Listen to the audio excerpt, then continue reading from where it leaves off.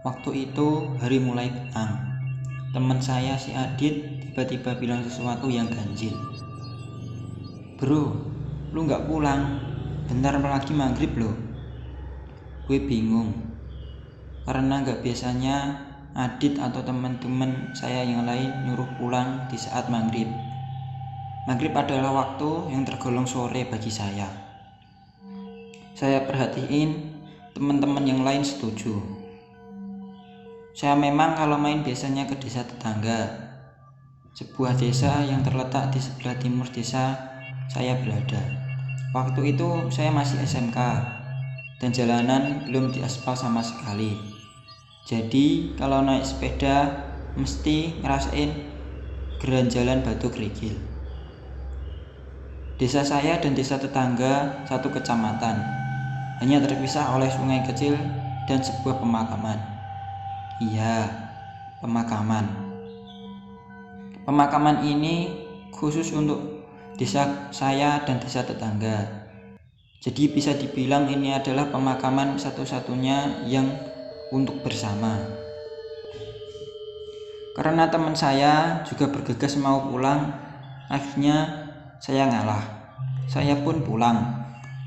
Meski sebenarnya saya masih mau main dan bercengkrama, karena saya jarang sekali bertemu mereka di sela-sela kesibukan saya sekolah.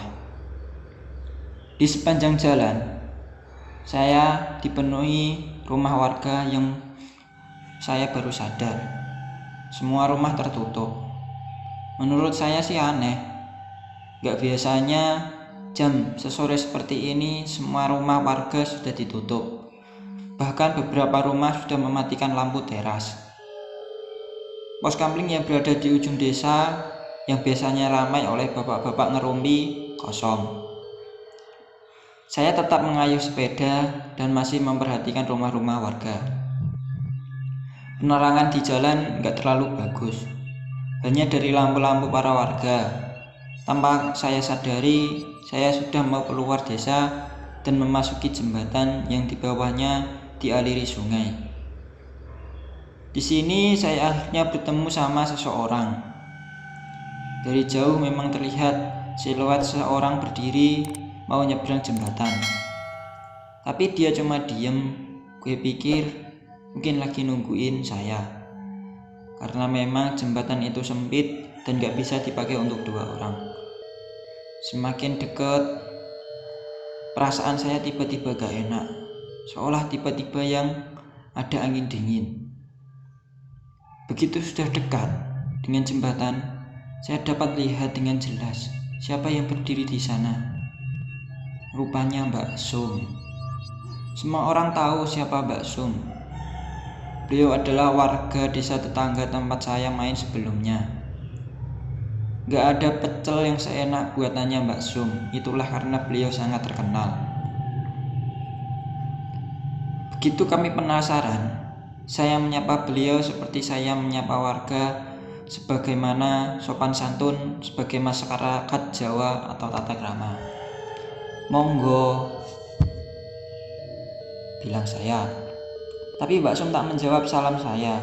Beliau cuma berdiri, matanya kosong, melihat jalan menuju pemakaman. Saya pikir mungkin beliau sedang tidak dengar salam saya. Jadi saya lanjut masuk ke jalan pemakaman. Meski pemakaman, saya udah sering lewat sini karena emang cuma ini akses jalan menuju desa sebelah. Kecuali memutar lebih jauh lewat Prabik Gula. Anehnya petang ini saya nggak lihat ada yang lewat. Aneh banget. Seharusnya banyak orang yang lewat sini selain saya, karena akses di sini yang paling dekat. Saya berusaha nggak mikir macam-macam, jadi saya masuk ke area pemakaman. Saya juga nggak lupa buat ucap salam, karena saya percaya ada kehidupan setelah kematian, menurut apa yang saya percayai. Gerimis rantai sepeda gue terdengar, perasaan gue jadi nggak enak. Kalau begini biasanya sepeda gue mau los, lepas rantainya. gue cuma batin. Jangan di sini losnya. Nanti aja di rumah warga. Dasar apes. Ternyata rantai sepeda saya los beneran dong. Saya ngumpat keras-keras. Tapi begitu sadar gue ngumpat di pemakaman, nyelip gue langsung ciut. Gue baru-baru benerin rantai sepeda saya. Saya lihat di depan belakang masih belum tidak ada orang lewat. Kalau saja itu bukan sepeda satu-satunya, pasti sudah gue tinggal. Setelah saya benerin sepeda, saya dengar suara seperti suara burung. Saya lihat sekeliling, suaranya semakin lama semakin terdengar jelas. Di sini mau gak mau, saya akhirnya melihat ke arah pemakaman. Pemakamannya sendiri terpisah dari jalan utama oleh tembok setinggi dada orang dewasa. Waktu saya berdiri, saya bisa lihat rentetan batu nisan dan pohon kamboja di sampingnya. Tapi ada yang menarik perhatian saya. Seperti di balik salah satu pohon kamboja yang sedang ngintip melihat saya. Saya mengintip mata berusaha memperhatikan sebelum seseorang menggertak bahu saya. Saya berjingkat saking kagetnya. Tapi begitu saya lihat siapa yang menggertak saya, jadi saya lega. Lapo kowe kok ning kene manggrib ngene? Ngapain kamu di sini manggrib seperti ini? Katanya. Beliau adalah Pak Imam, juru penjara makam ini. Di rumahnya terdapat tempat di gerbang masuk makam desa gue berada. Rantai saya los, Pak. Saya bilang los. Begitu perhatikan sekeliling, mimik wajahnya panik. Yowis, ayo tarewangi. Ya udah, sini tak bantuin. Beliau pun membantu membenarkan rantai sepeda gue. Sebenarnya saya melihat di mana saya tertuju tadi. Gak ada apa-apa, karena yang saya lihat cuma pohon kamboja tanpa ada siapapun di baliknya. Begitu rantainya sudah terpasang, Pak Imam segera bilang dengan nada terpongok-pongok. Wes ndang mulai, ojo lali bersih awak. Wes ojo metu-metu ya. Sudah cepat pulang. Jangan lupa bersih-bersihkan badan dan baumu. Jangan keluar malam-malam lagi ya. Gue cepat mengayuh sepeda pulang, sementara Pak Imam pergi lagi dengan senter tua di tangannya. Itu adalah pengalaman paling mengerikan yang pertama kali saya rasain saat lewat pemakaman desa. Tapi itu masih awal saja, karena begitu tahu apa yang terjadi, saya nggak tahu harus ngomong apa. Sebelumnya, kalau kalian tanya di mana tempat kejadian, saya nggak bisa ngasih tahu. Oke, 1 minggu setelah kejadian itu, saya bertemu sama Adi di GOR yang biasanya saya buat olahraga. Saya sama Adi emang berbeda sekolah. Dan seperti yang saya bilang, saya jarang main ke desa sebelah meski desa kami bertetanggaan. Andi sendiri teman waktu SD. Saya basa-basi ngobrol sambil minum es tebu. Ngobrol ngalur ngidul, tiba-tiba saya keinget kejadian petang itu. Saya ceritain semua, mulai dari rumah warga sampai kejadian di pemakaman yang menurut saya seram itu. Tapi saya lupa detail cerita waktu saya bertemu Mbak Sum. Awalnya Adi gak tertarik dengan cerita saya, dan soal rumah yang udah dikunci adalah hal yang lumrah terjadi. Saya tahu, kayaknya Andi nutupin sesuatu.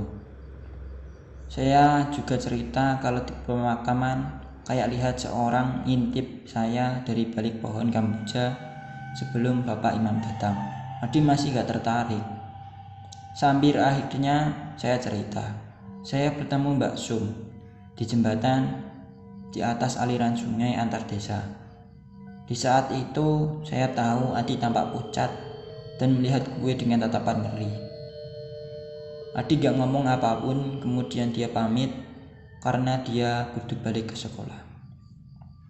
Gue gak penasaran sama sekali karena emang semua rentetan kejadian gak ada yang perlu bisa dipenasaran.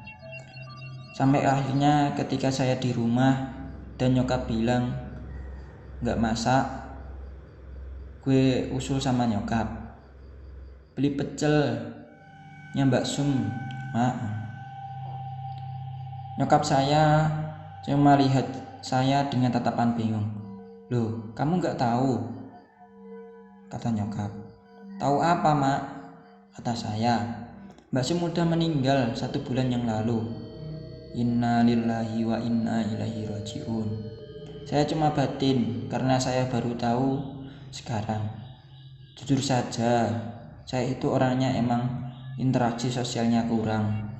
Jangankan tetangga desa, tetangga sendiri saya kadang lupa namanya. Saya masih gak percaya dengan apa yang baru ibu dengar. Sampai saya baru ingat kejadian saya bertemu Mbak Sum bukannya seminggu yang lalu. Saya kaget, saya tanya ke nyokap, apa nggak salah soal kapan meninggalnya Mbak Sum? Beliau cuma bilang kalau nggak salah, karena nyokap ngelayat ke sana. Tapi nyokap ngerasa ada yang aneh waktu pemakaman. Saya tanya apa, tapi nyokap gak mau kasih tahu. Katanya pamali membicarakan kematian orang yang gak pantas saja yang begitu diceritain.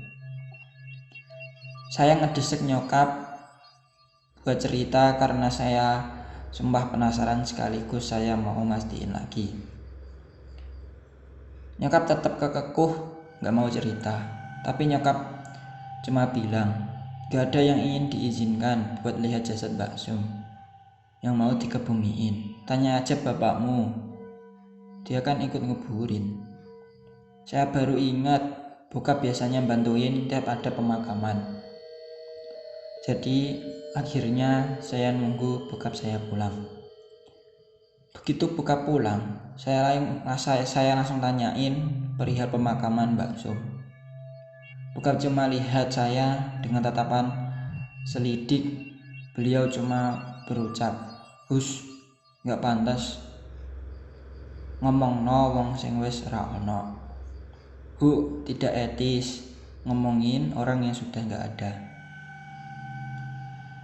Saya gak dapat info walaupun akhir dari bapak. Kemudian saya kepikiran soal Adi. Saya bela-belaan nyari Adi di rumahnya dan akhirnya kita bertemu di lapangan. Dia lagi main bola sama lainnya. Saya pun ikut main bola. Setelah main bola, saya tanyain soal itu. Adi dan yang lain cuma diem, gak ada satupun dari mereka yang mau cerita. Saya akhirnya pulang kecewa. Saya cuma hitungin lagi kapan tanggal kematian Mbak Sum dengan kejadian saya bertemu beliau. Di jembatan samping pemakaman, saya masih gak habis pikir kalau Mbak Sum udah gak ada 1 bulan yang lalu. Lalu yang saya temuin waktu itu siapa dong?